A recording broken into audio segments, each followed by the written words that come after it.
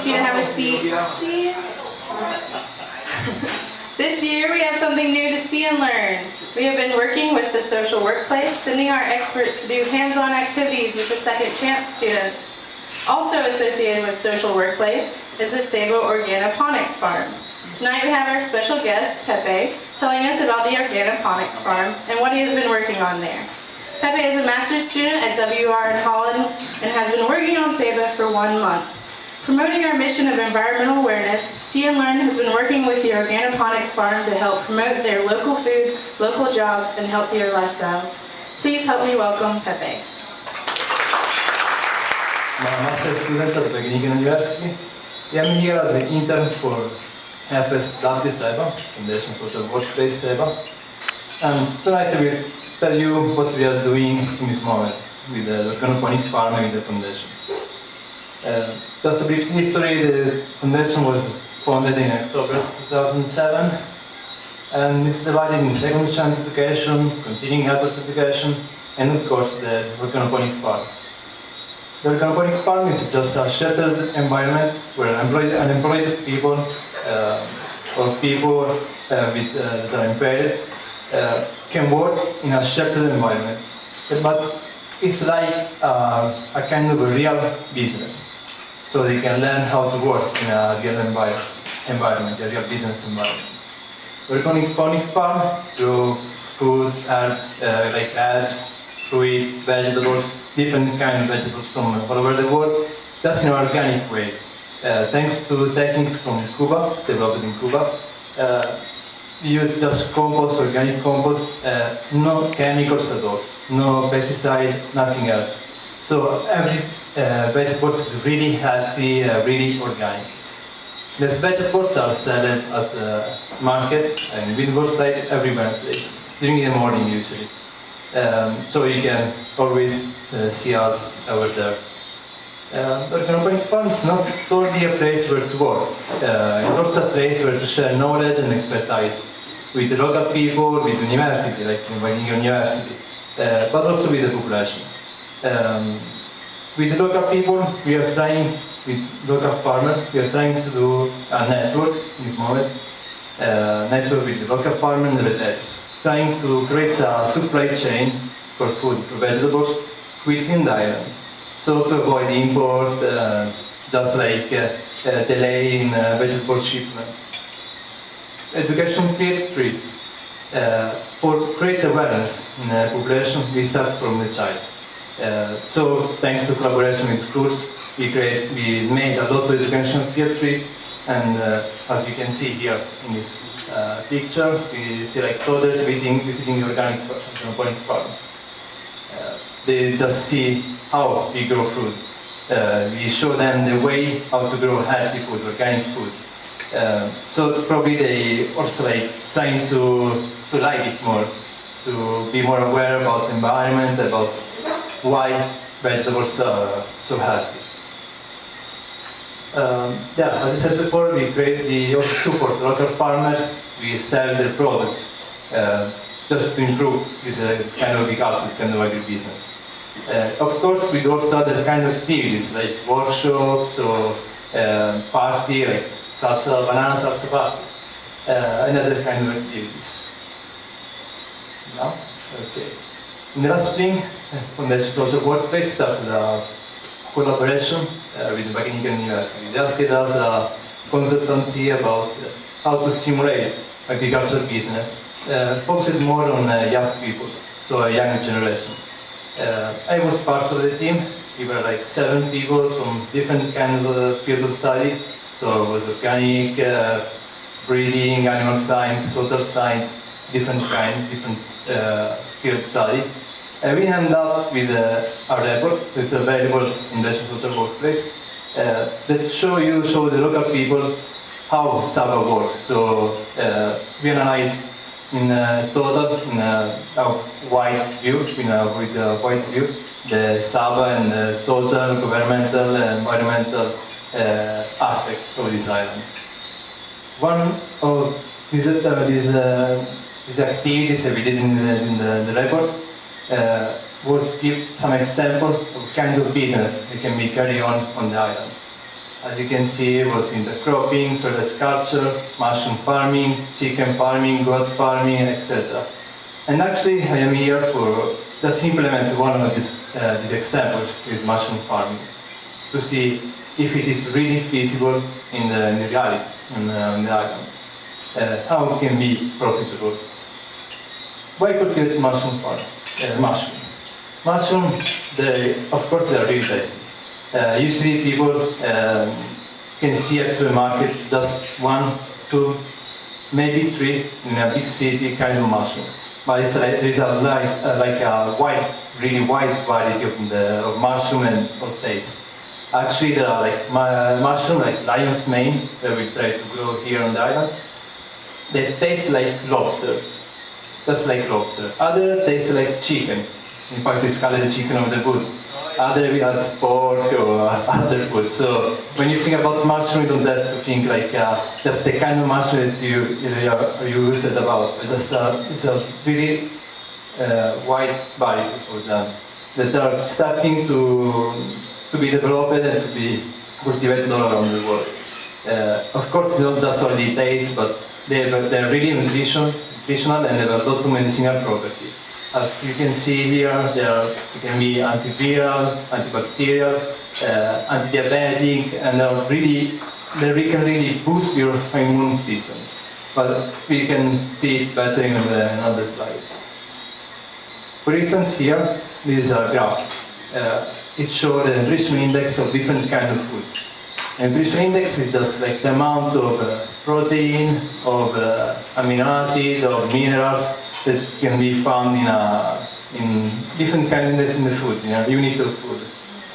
For instance, here you can see that mushrooms have a value that is going between 6 and 31, and usually it's higher than other kind of vegetables. And it's almost like pork or beef, and even chicken sometimes, for this some kind of mushroom. But why they are so important? They are so important because they contain some kind of amino acid, essential amino acid. They cannot be found in fresh vegetables or in vegetables. So they are essential for the diet for vegan, vegetarian people, just to intake all the essential amino acids. Here is an example of a fungi, a mushroom, a Ganoderma lucidum, called reishi mushroom. It's really common in China. This mushroom has been grown for millennia in China, consumed fresh or in pills or like tisane.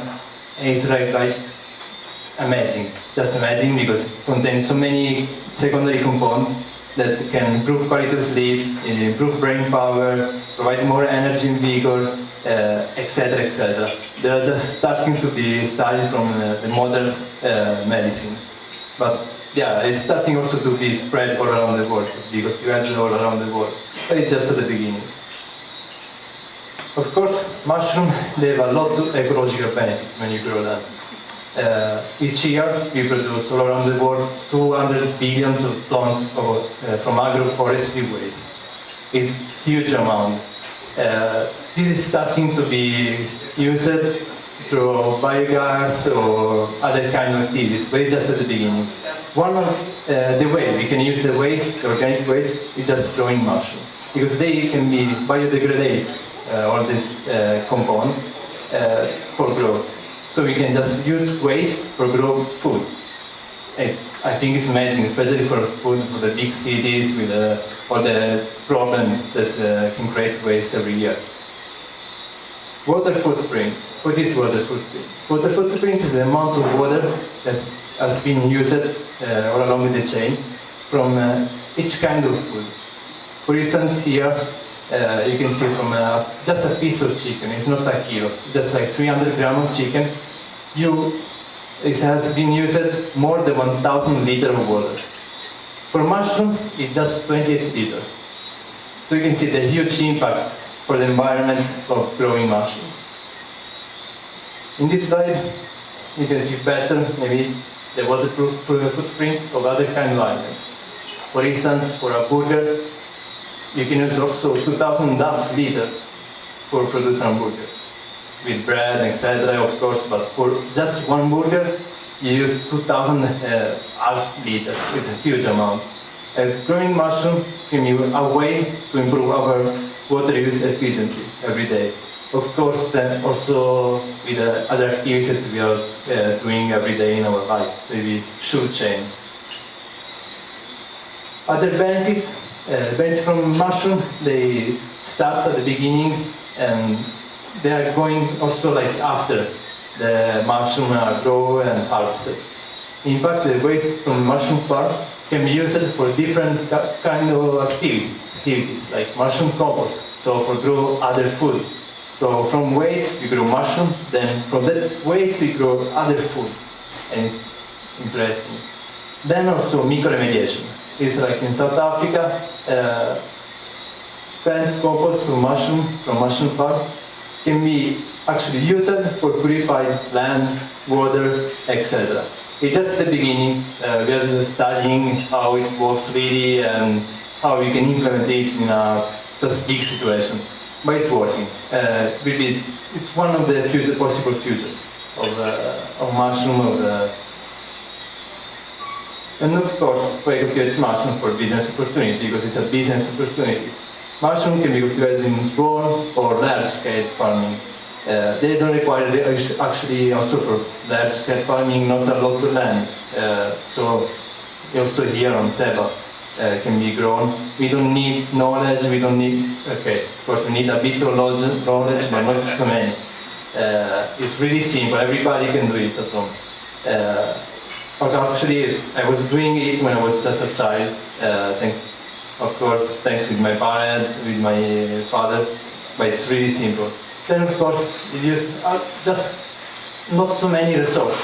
You can use also waste from the island, so some organic compound, and just a bit of water, 28 liters per kilo, this is nothing.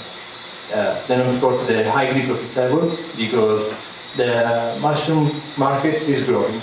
People are starting to like it, to think, to know how healthy mushrooms are. So the market is growing everywhere in the world. So someone that wants to go in agribusiness can use this opportunity for make money. Of course, mushroom, as I said before, there are not just one kind of mushroom. There are a lot of different kinds of mushroom, as you can see here. Different kind of shape, different kind of size, taste, and etc. So each of these actually is just like a special product. They are not usually sold commonly. So you can find them usually in like high-level cuisine, like a high-level restaurant. With high price, of course. So you can see how profitable can be a farm with mushroom. Just a brief tips about mushroom cultivation. How does it work? We have to create the perfect condition.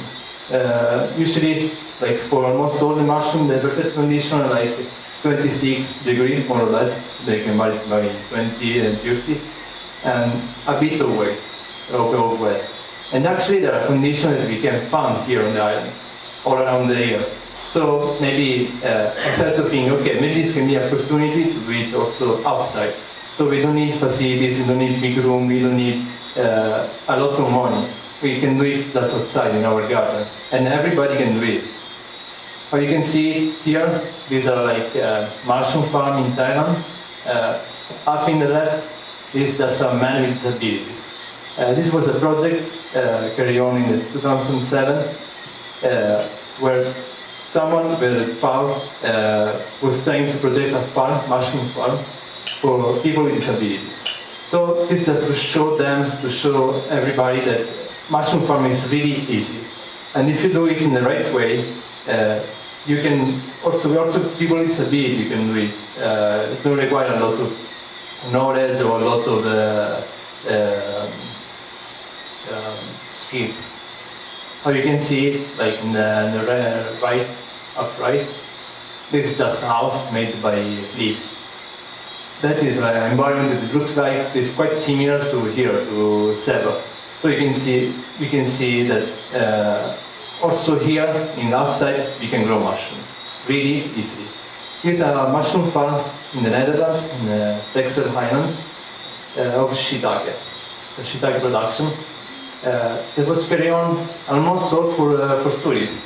People that were like visiting the island, were looking for specialty products. There were like beer, there were ice cream, there were like also mushroom. From mushroom you can make like can sell like fresh, like you can see here on the bottom.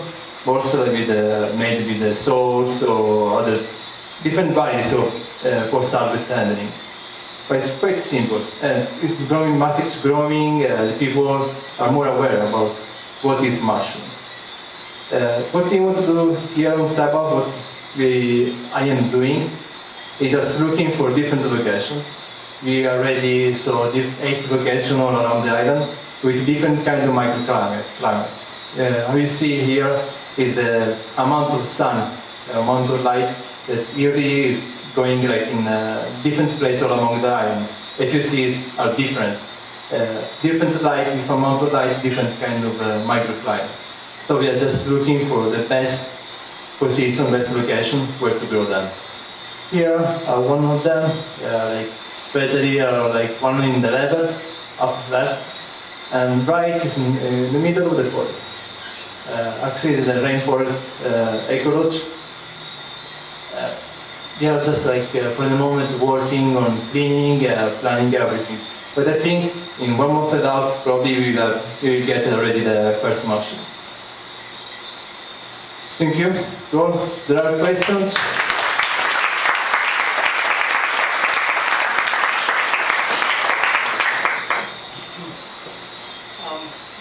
One question, and you don't have to go on too long about this, but you mentioned in one of the slides that the mushroom, the organic waste from growing the mushrooms was would detox. Yeah. Yeah, how does that work? It's called the micro-remediation. Mushroom, they can biodegrade a lot of kind of compost or compound. Also toxin, pollutants, and etc. So in the waste compost, there are still mushroom. Still like fungi, mycelium. Mushroom is actually the fruiting body, what we this is still alive but cannot produce any more mushroom. So what we can do, we can use it for biodegrade this kind of compound because they contain a lot of enzyme inside the fungi. They can biodegrade almost everything. That's why we can use also waste, agroforestry waste. Actually, every organic waste can be used for mushroom. Thank you, very good. Yeah. So how soon can we expect to be getting local mushrooms? Yeah. 8 months. No, I think in 1 month and a half we can have the first mushroom. When was that? 1 month and a half. 1 month. 2 months. 2 months. Yeah. Pizza.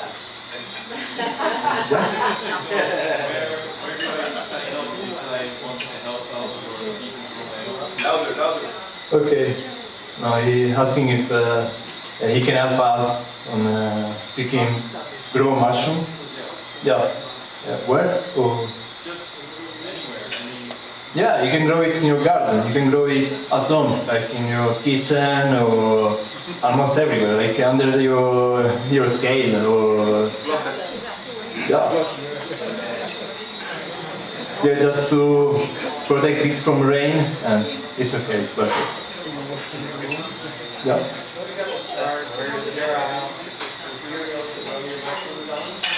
Yeah. Why would an individual sterilize small quantities without material? It's true. For this reason, we are trying to create kit ready to grow of mushroom at the organic garden. We are studying how to do it, if it is feasible, etc. Because actually, the substrate should be sterilized. We will start from already sterilized substrate from the States, from other countries. And we try to, it's just starting, we are just a starting point. But I think in a year probably, to organic farm you can sell already like kit that everybody can put it at home and grow his own mushroom. Like small kit, like bags that you just to open and put in a fresh place with shade. Questions? Okay.